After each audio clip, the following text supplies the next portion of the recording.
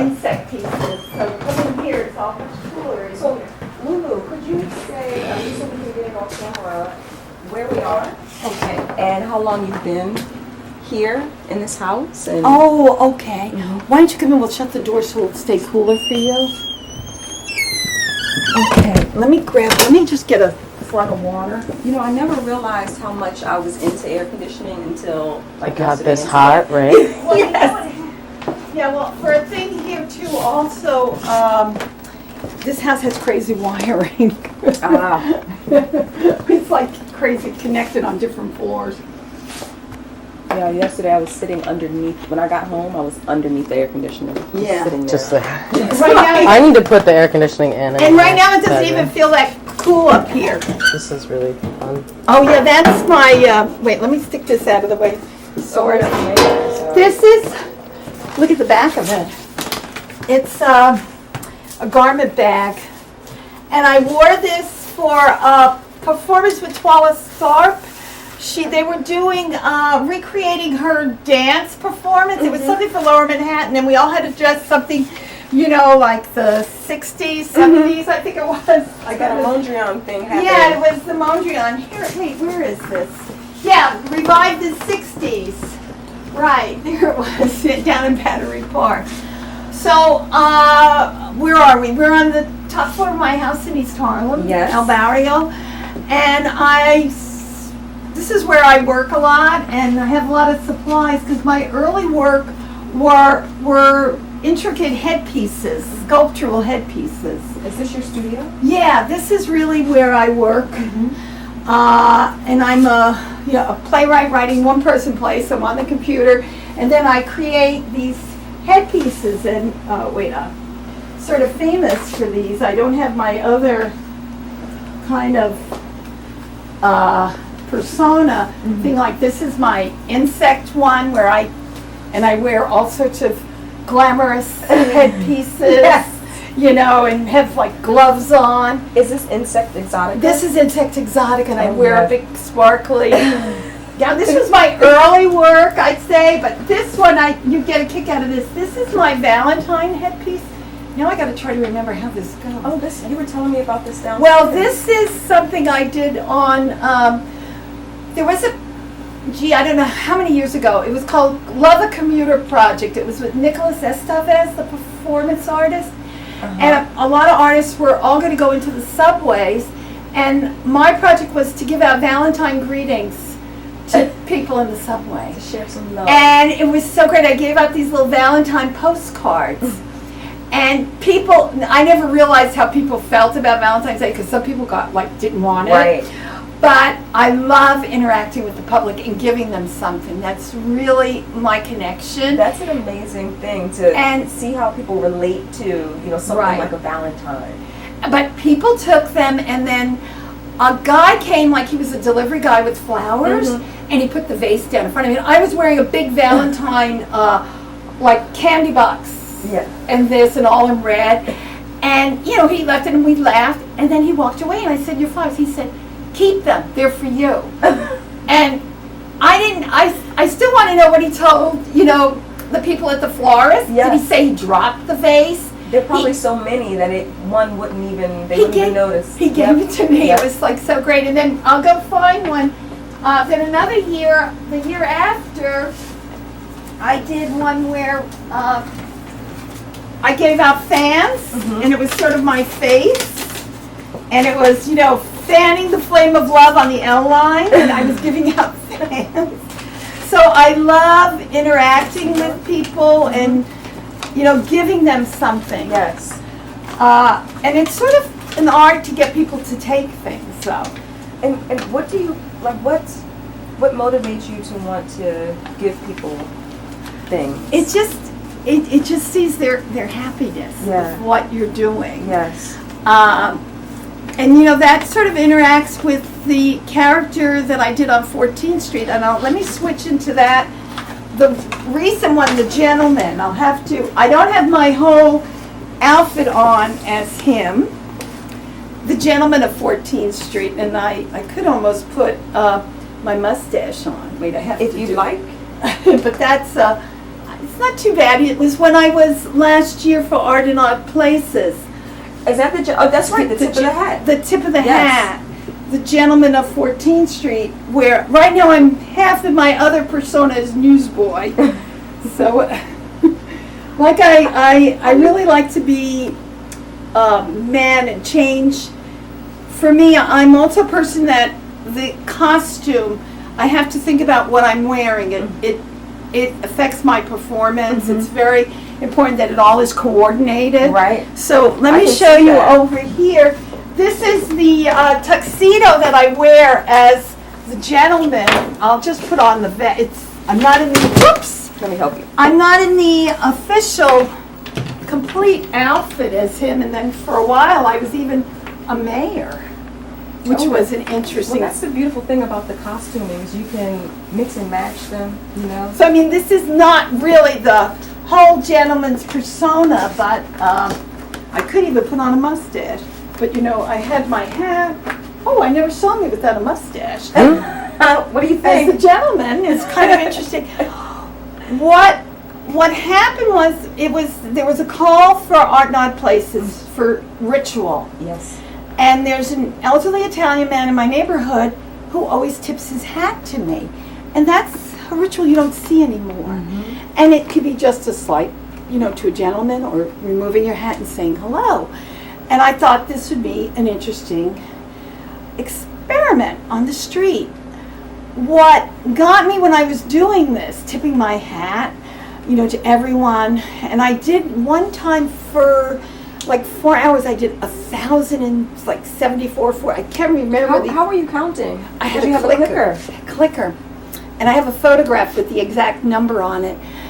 But what got me when I was doing this was the look on people's faces that as they were coming towards me and they saw me saying hello to somebody, they wanted me to say hello to them, to acknowledge them. So like as I said hello to one person and tipped my hat, the next person coming, I could see in their eyes, they wanted me to acknowledge them. So people actually were making eye contact with you and wanting to experience that gesture Right. as well. And part of it also was for me was that everybody, and I learned this when I did my newsboy, you know, which I'll show you, you know, in a bit, was that usually I found that it was easier to do performance art on the street years ago without people are always on cell phones, they've got the earplugs, so they're not as aware, they're not as open. Right.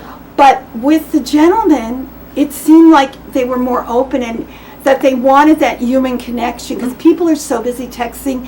Nobody's on a human level with humanity. Yes. And I found that really touching more, and I was trying to I had a photographer with me trying to film the look on their faces. And it was like I had to keep saying hello because there was this look, are you going to say hello to me? You know, and what was interesting when I was the mayor, and again, I'm not wearing my whole outfit. And by the way, I always have a little boutonniere. Oh, you know, right, details. yes. And I have let me go get my white gloves. See, you always wear gloves. That's I right. usually wear gloves when I'm in a character. And, you know, have a boutonniere. And I had the sash as the mayor. And, oh, I can never get this right. It's kind of a little off. Wait, I'm off a little bit. But anyway, when I was the mayor, people wanted to take their picture with me. Oh. Like, can I take a picture? To have a souvenir. Yes. It was like, they would all stop and want to take pictures with the mayor. Can you talk a little bit more about the exchange between you and the audience, how your practice as an artist encourages that, and why? That's really, really important to me. I love performing on the street. And also, you know, I tend to do one-person plays where I also perform them sometimes on the street, and I could evolve and get a reaction from the audience. And I like to ad lib with the audience, and if people ask me things, I will respond. And I personally think I have a knack to get people to do things that they might not, or they'll want to get involved. And I think to not have that, there's That boundary. there's Yeah. where you can, break from the audience Yes. and reach out, and being approachable. Mm-hmm. I think too, you just sort of just connect with people. I love that connection. I love performing live, Yes. like on stage or out in public, because I get that connection with the audience. And I've always given things, even when I was in this, like in that outfit with the insect. Yes. I would give out little insects. Yes. When I was in another kind of performance, I would give out candy. It was like I always wanted to give something out. And when I first started making those sculptural headpieces, it started sort of with a love of Carmen Miranda and her outfit. And I did a lot of kind of things but I didn't want to be a lookalike. And then Right. it became like a sculptural headpiece. And I felt that I was influenced by the street processions of the religious processions as a child. And I felt that I was like a street procession, because I love when they had processions of the saints in my neighborhood. Yes. And there was one procession where there were two saints. And I loved that there were two saints that were carried. So I felt like I was a walking procession. And, when there's those religious processions, they give out little religious pictures. So it's sort of an extension of that. And I also think it's kind of an extension of my Italian-American generous kind of culture, where when anybody comes to your house, you give them something. Yes. And like at weddings, you give little gifts with almonds. Yes. And so it's always, you have to give something. And even if you're just giving of yourself, and there's always humor. I always have a lot of humor in my work. Yeah.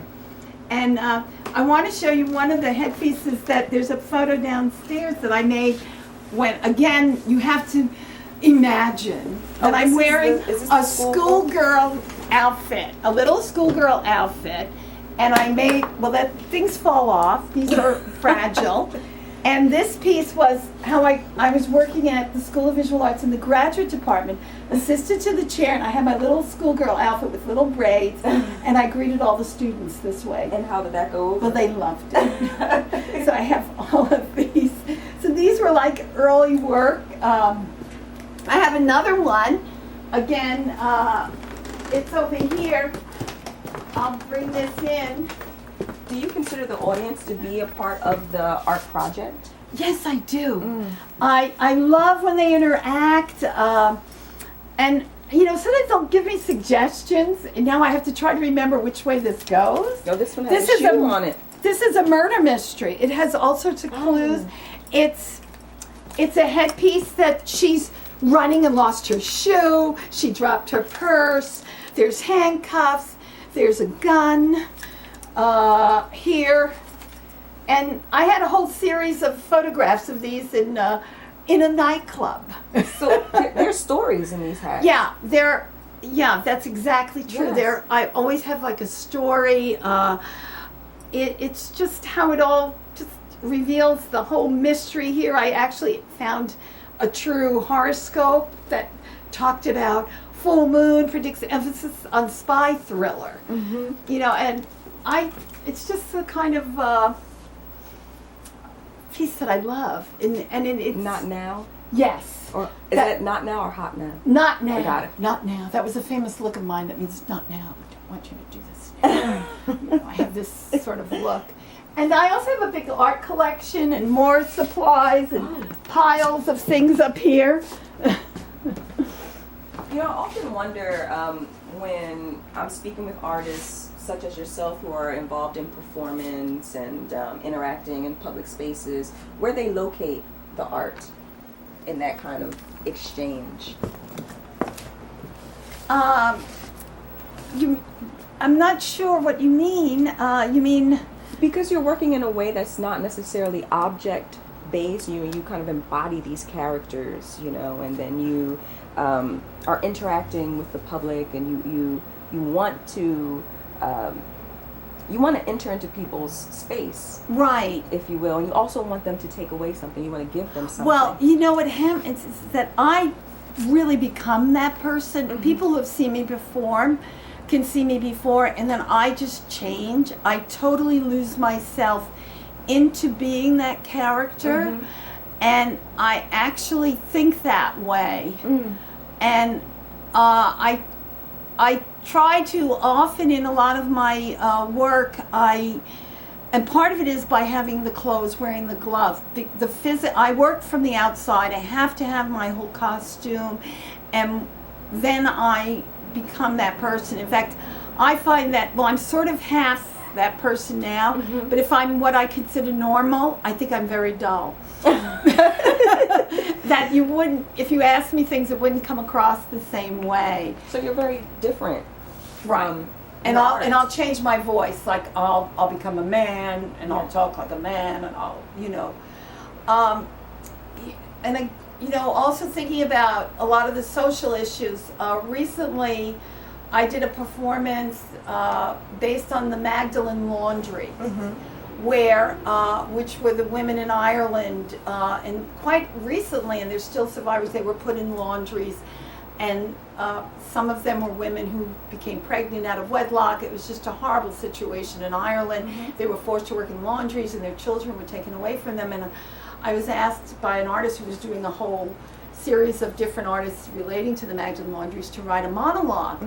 And I wrote a monologue based on a woman who was a child of one of the Magdalenes and a woman who was in the laundry. And one part of that performance, I went into my own mother's button off of my mother's coat, and evolved this whole performance out of it. And I spoke with an Irish accent, and people afterwards thought that it was my true story because I so embodied that persona. So objects for you seem to function almost as fetish objects. You Definitely. can use them as conduits to pass into this other space where you take on the Exactly. different characters. Yeah, I definitely have to do that. Yeah. So I wanted to hear more, but maybe we can continue. If Yeah, you want to maybe show we'll go us downstairs. Oh, okay, sure. and how that plays into yourself as an artist. Oh, okay. And maybe we'll go downstairs. Right. I also wanted to show you, this is a series up here that I'm working on, new monologues based on obituaries of people. Oh, who wow. died. Because a lot of actual interviews of people and telling their story. Yeah. So I'm bringing their story alive. This is the model that was found. Is that Yes. the one that was found dead in Paris? Yes, Katushka. Yeah. And this series, I portrayed her, and then Pippa, Pippa Barca. She was the performance artist. I did this in a segment. I've done this as a reading. A lot of people have responded to it. Because I'm an extensive researcher, I call this obits and exercise and limitations, because I'm only going to use the material in the obituary. Okay. So she was in my section called the tragics because of how she died. And then Pippa Barca was a performance artist who was going around Europe dressed as a bride and being free, and she ended up hitchhiking and being murdered. Oh my God. It was just horrible. And so these are different kind of people. There were like two women who were actors, and then there was a crazy kind of circumstances of different people. A woman who had a nut museum, and some are funny, but those are my tragic ones. Yeah, well, you tell a lot of stories about women. I know you say that you also like to perform men. Right. But you tell women's stories. Right, exactly. All of my plays mainly are about women, and I did a play about women who fought in the Civil War disguised as men. Over 400 women did that. I have a play about a woman who was murdered in the 1800s, and the wealthy man got off. And then, of course, there's all the women of the triangle, shirtwaist. That's right. So, again, with my parents being social workers, there's a strong connection of my depicting the history of women. And when we go down, I'll tell you my next project too. Let's go down. Cappuccino. And I was like, Cappuccino? yes. Yeah, okay, how about you, Annie? You want an espresso or a cappuccino? I think just the water. I think I've had too much coffee. Oh, did you? Yeah. I'm like, I haven't had enough. My stomach's a little irritated. We have some really great little cookies if you like. Oh, cookies. Jan, bring over some black and white cookies. Gosh, I can't resist. I have this gum that I have Well, he to comes pull in out. useful. Huh? Who, Dan? Yeah. He's fine. I was in Dan's play. He pins it on his painting. This is a picture of me and one of Dan's. Dan's a playwright. That's a big poster of me and his play. He pins it on his painting. Is he going to paint that? Or No, he oh. just loved that picture and he pinned it up. Dan's the one who puts up all these pictures. I have something. I have to send you a link. I had a film crew from, I don't know how they found me, from Argentina here, and I have a little clip they filmed. Oh, you have to share that. Yeah, it was very fun. So, Lulu, I wanted to hear more about this idea of social engagement Okay. as it pertains to your work. What do you feel about this term, firstly, to be a socially engaged artist? And would you feel as if you're working within that realm, within the realm of the social? Right. I am definitely a socially engaged artist, and I came about it without just, I think, part of my upbringing. My parents were social workers here in East Harlem. They devoted their lives to the community, both of them. In fact, my father was so beloved by this neighbor. I'm going to start crying. I always start crying when I talk about my father. It's okay. Yeah, well, I always cry. So the street is named after him. And in fact, we didn't even encourage that. It was the neighborhood that did that. wanted to do that because my father was, he grew up in East Harlem and really helped people. He sent over 60,000 children away to Fresh Air Fund. But if you met my father and went into the settlement house, he was the most unpretentious person. You would not know that he was the director. He would just help anyone. And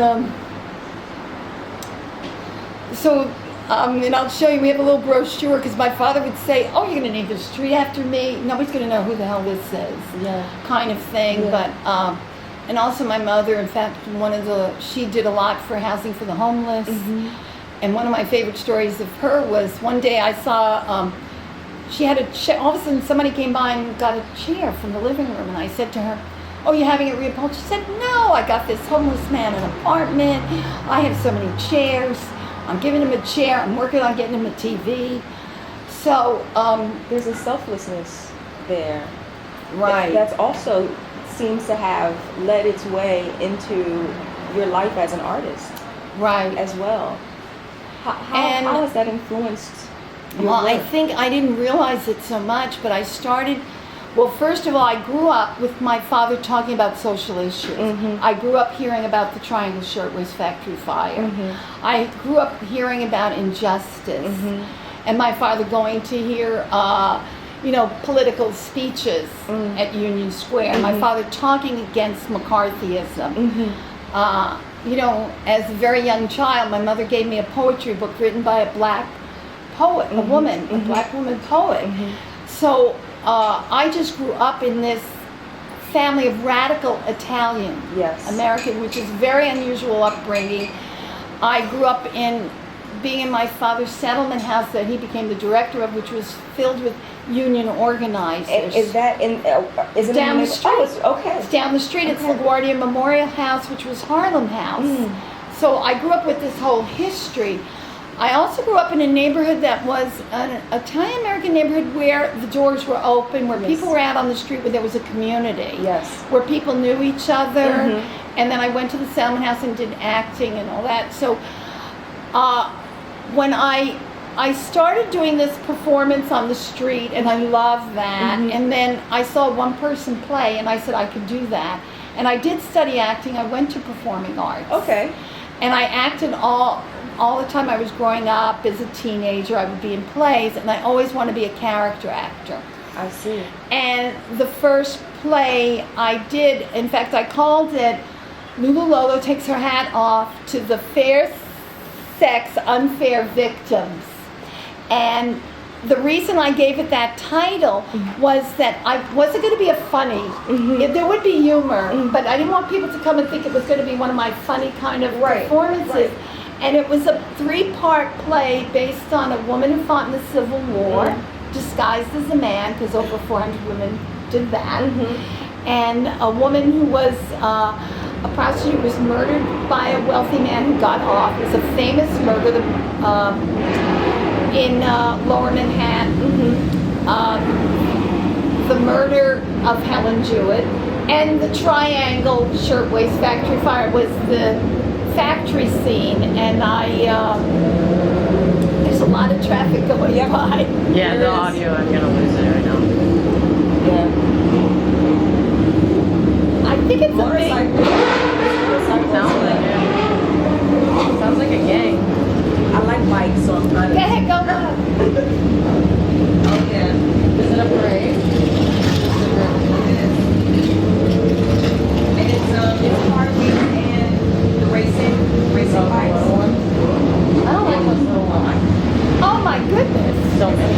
It's several clubs. I'm giving you the play-by-play. What is that? That's probably why.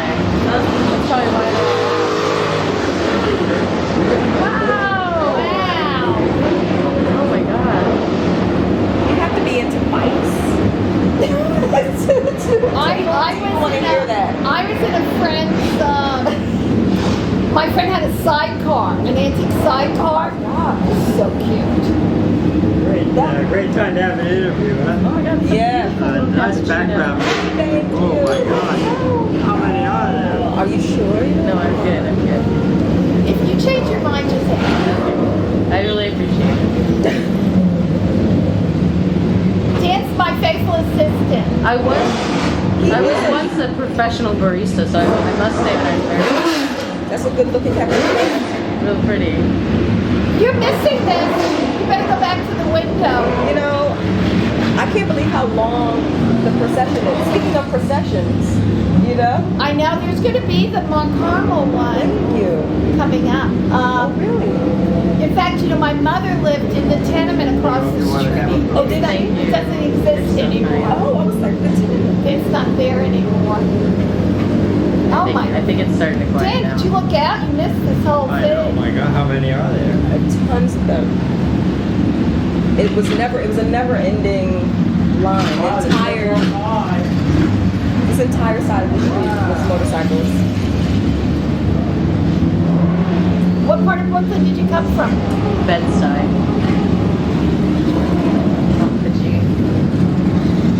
Gee.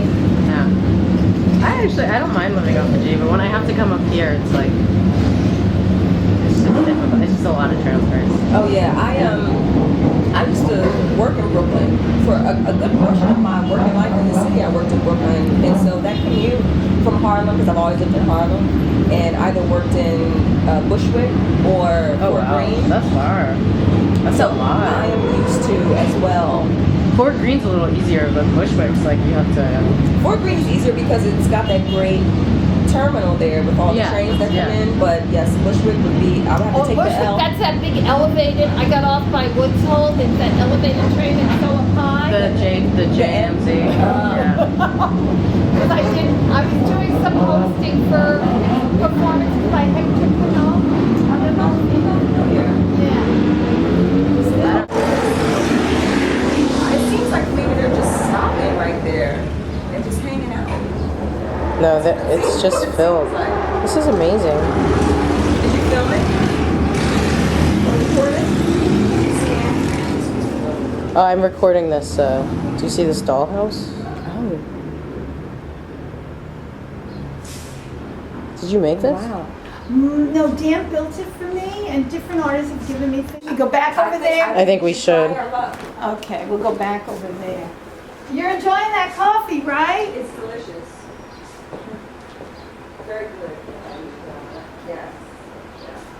It's always a treat to have cappuccino. I try not to have them every day. No, I'm spoiled. I'm spoiled.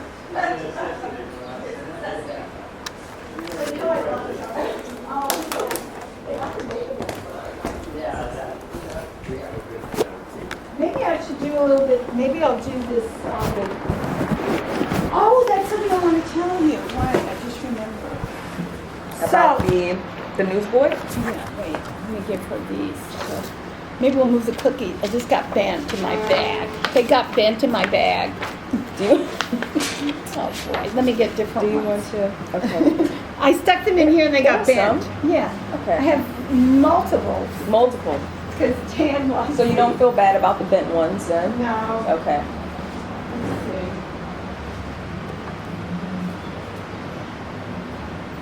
This one's a little torn.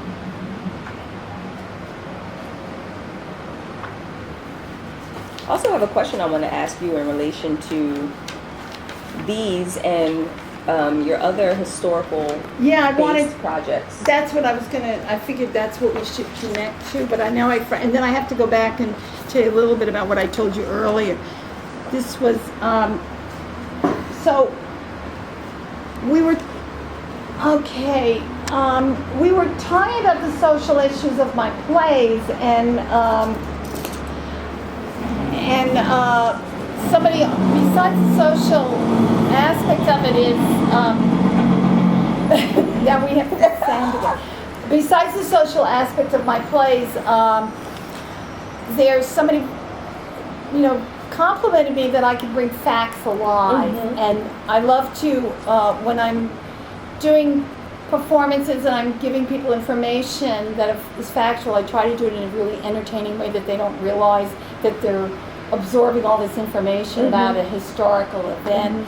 And when Art and I Places had a call, I created this persona as, newsboy, extra, read all about it. Here's the 14th Street Tribune. And I, be giving things out like Lillian Russell's mother, Cynthia Leonard, ran for mayor, the first woman to run for mayor. Don't you want one? Take one, ladies and gentlemen. And I go up and down 14th Street and give out these newspapers, which I researched and wrote every week for 4 weeks, a different newspaper. What was the theme of that year's Art and Our Places?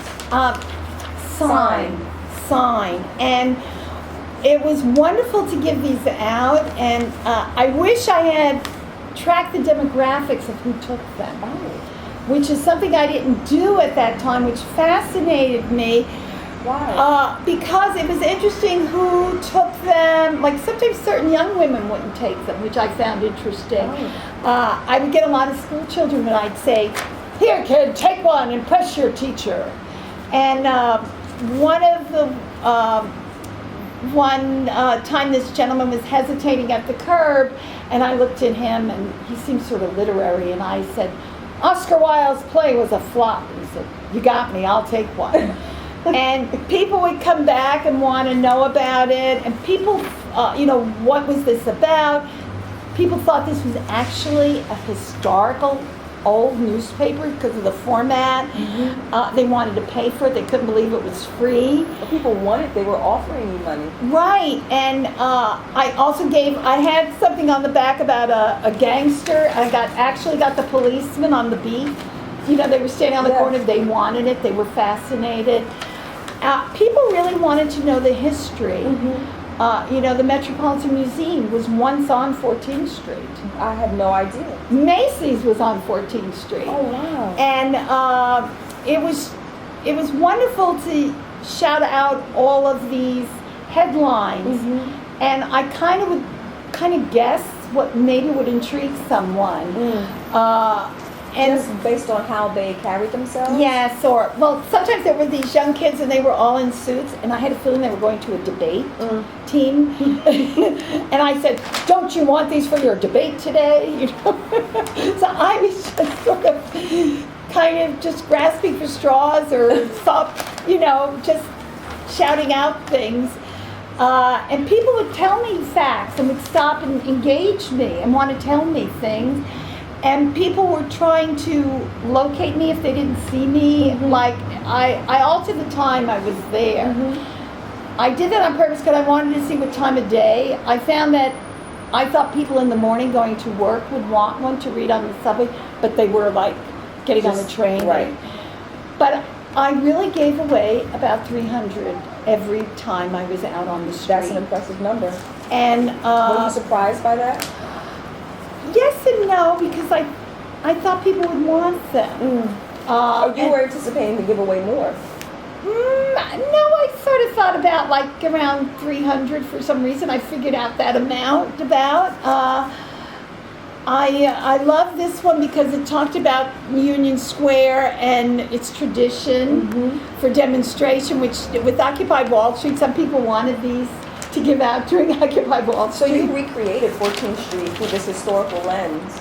And one of the things that I find really fascinating about your process is how you incorporate humor in history. And I'm just wanting to hear you talk a little bit more about that relationship. You know, how you use humor in that way. I really do like to have a humorous, aspect in it. In my triangle play, in that story, I bring out a point where I have the girl being kind of very feisty in the factory. And if you know the story of the Triangle Fire, you're watching this factory scene and you know there's going to be a fire, and most of the girls in this are going to die in this horrible fire. And I have her see a mouse and coming out and wanting to frighten another girl who's afraid of mice, and they all sort of laugh at this. And then later on, and this is a true story in the history of the fire, a fireman goes up to the actual factory floor, the fire chief, and he finds a mouse still alive. Oh, wow. So this mouse lived through the fire. And I have that as a sort of a poignant thing, which kind of shows, I have the girl yelling and making a lot of noise and getting in trouble because the factory owners don't want you to talk. They don't want you to laugh. They have all these rules. You get fined. So he comes in and sort of, reprimands her for this. And later on, it's a very poignant thing that this mouse survives. And the fire chief actually put it in his pocket and took it home. And there's this line, it's a true line of the fire chief that, at least it was alive. Something was alive. Because it was such a devastating Right. fire. And also when I do a play about my family, my Italian immigrant family, which again I performed out on the street here in East Harlem, where the people passing by are Hispanic, African American, and they can relate because everybody has a grandmother who's telling you have to eat, and your grandmother speaks the language and you have to speak English in school, things like that, and they're dealing with poverty, but there's always humor because that's the way you survive. Right. And that's very important. And you made a really, I think, poignant point earlier. You said that it's a way, using humor as a way for people to take in things and they don't even realize that they're taking it in. Exactly. When you add that element of humor to it, it makes it somehow more digestible.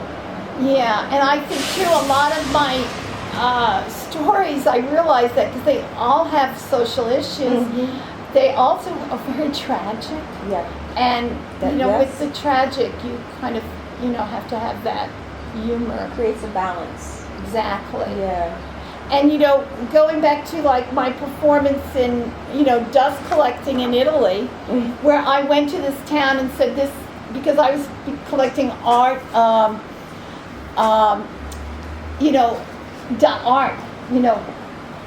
museum dust and working with this project.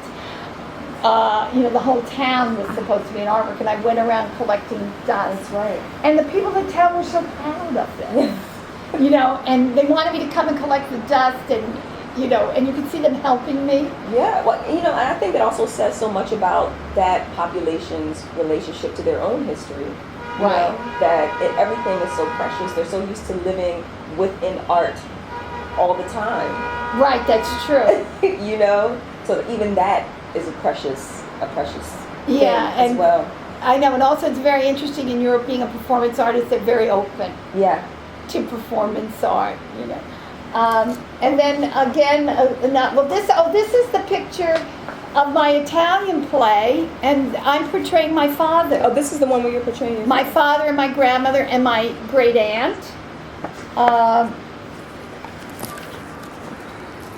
And what are the time frames on these plays? So this is one of your first ones? No. right? One of my first plays was this one, and I do have pictures somewhere. I didn't bring it down. I might have it up on the wall, I think, out there.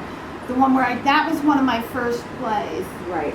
And this one, in fact, just recently at the Queen's Museum, I just did her monologue. Oh, really? Just recently at the Queen for Cinema Rosa. Oh, okay. For it was a gay film series, and I did her monologue of Marianne Solanco. It's a powerful piece. That was the performance of 38 Witness Her Death, based on the murder of Kitty Genovese in Queens, where no one came to her aid. They heard her scream. She was murdered, and there were 38 people that heard this. And 40 years after her death, it was revealed she was gay, which was never ever revealed. And her lover, who Not even during the trial. no, I found out that the police didn't know about it. They did or didn't? Yeah, they did, but and never were was encouraged to revealed keep- in the newspaper. I don't know. It was the climate of the times. There were also, her lover didn't want it known. And I interviewed her lover, and I wrote the monologue. A lot of my pieces come out of a monologue with interviewing people. I have a lot of performances that are based totally on an interview of someone. And so I performed that in Columbus, Ohio, Okay. at the Gay and Lesbian Theater Festival. And you talk about embodying it. After I did that performance, I was so moved by that performance that I had to go way back into the theater, and I just sobbed uncontrollably because I'm so connected. It's my favorite, one of my favorite monologues to do. And then I created a longer play because there was a demand. People go, "Oh, can you tell us more? It's just this monologue. We want more."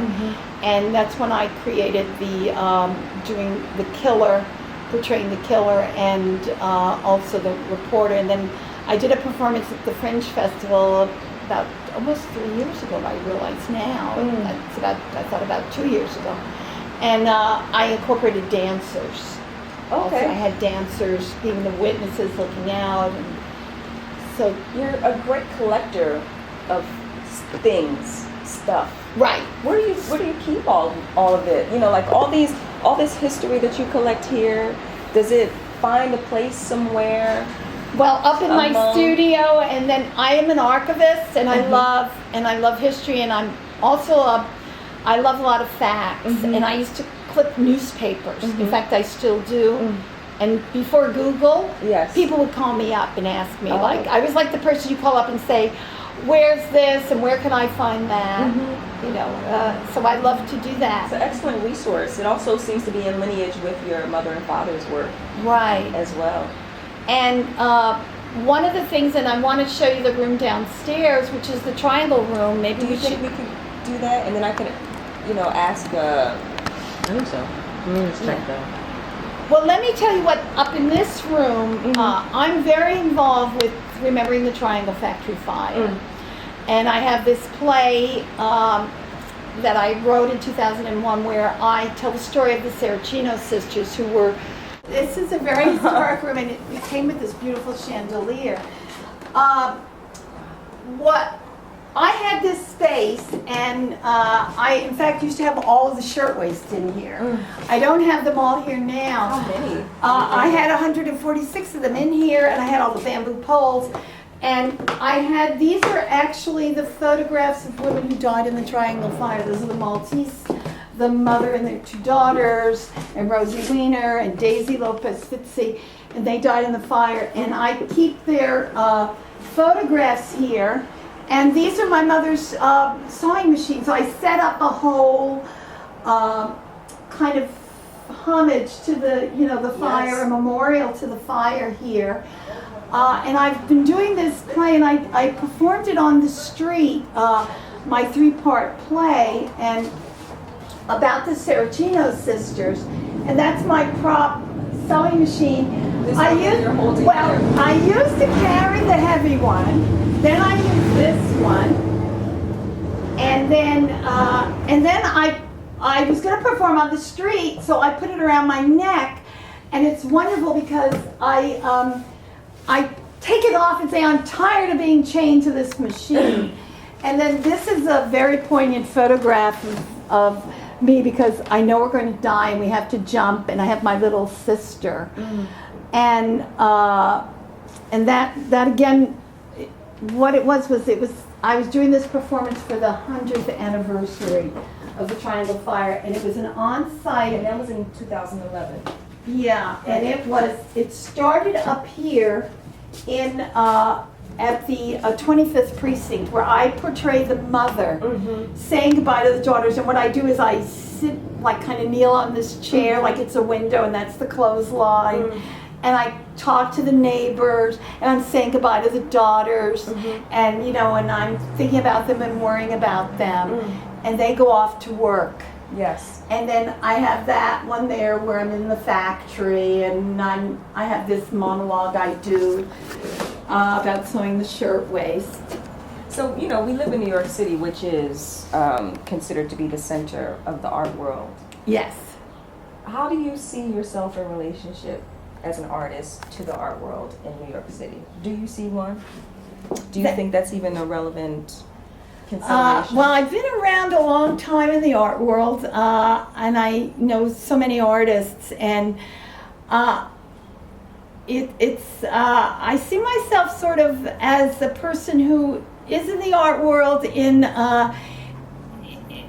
like a community of performers who perform out on the street, who kind of I don't really have a gallery representation at all. Beyond what's here, right, which is an outstanding gallery. Right. I've been, you know, exhibited in gallery spaces and done performances in galleries and in museums. But I guess I've always seen myself as sort of a free spirit who performs wherever I want to, on my own. Do you find that you come to that by choice? Yeah, I think so in a way. I love working with organizations like Art Not Places. Yes. Tremendous freedom and encouragement. And I also work with other artists. I'm always willing for artists. I'm always up to doing anything with another artist. I just did, I was just at Flux Factory and met some artists there and worked with one of the artists recently. She was doing a project like Spring Awakening, and for her I was like a crow. Yes. And I did this whole performance down at by the National Arts Club at Gramercy Park just recently. And I've always offered to friends that, you know, artists, that I'll do anything for you, you know, if you want me to come and hand out programs. I really feel, and I think this is really important, you have to make your own artist community. You know, a lot of artists don't get support from their family, and you have to have an art family. And I always go to people's openings and try to support artists as, you know, as much as I can. Yeah, I think that's really important. It's a wonderful point. Yeah. And I wanted to tell you about an upcoming project that I'm working on. It's, again, will be a street performance highlighting the fact that where are the women? There are not, how many monuments are there to women? And in New York, there's about 5. You know, starting with Alison Sarr's piece up in Harlem of Harriet Tubman. That's right. And coming down to Joan of Arc. And also highlighting the sort of beauty pieces that there were always these allegorical pieces of women. Right.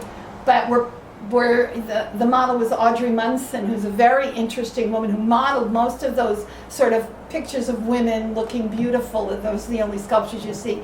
She's got an interesting life. So I want to do a series of performances at the site of these monuments, including, you know, there's Eleanor Roosevelt, Golda Meir, going all the way down on the west side, and then also trying to tie in the fact that there's not a monument, a memorial to the women who died in the Triangle Fire. Right. And that was 146, mainly women, immigrant women, young women. And so I'm working with Remember the Triangle Fire Coalition to see that we can have a memorial for these women. And with all this talk now politically about immigration, it seems like quite an appropriate time to still be working with these ideas. And visualizing them. Right, and we're also trying to highlight the conditions that still exist. Oh, I mean, for these sure. women died, and yet it's happening in Bangladesh. That's right. You know, and the conditions even in New York and the factories. And when does this new project? I'm working on off? that. I'm hoping to be, you know, work on that. I'm sort of writing it, and I want to go to each of these sites. Oh, nice. And do also some of the, you know, there were some women sculptors involved. But to highlight these sculptures and, you know, these monuments, but also the fact that so few are dedicated to women. Keep us.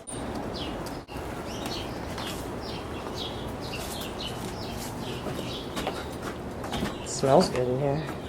Did you build this? No, a friend of mine built it for me. It's beautiful. Isn't it? It's like a mini Gothic chapel. And all put together with out nails and screws. It's all pegs holding it together. Is it so? It's all wood. Yeah, Yes, it's uh-huh. 5 different kinds. When you want to open the back windows, Dan.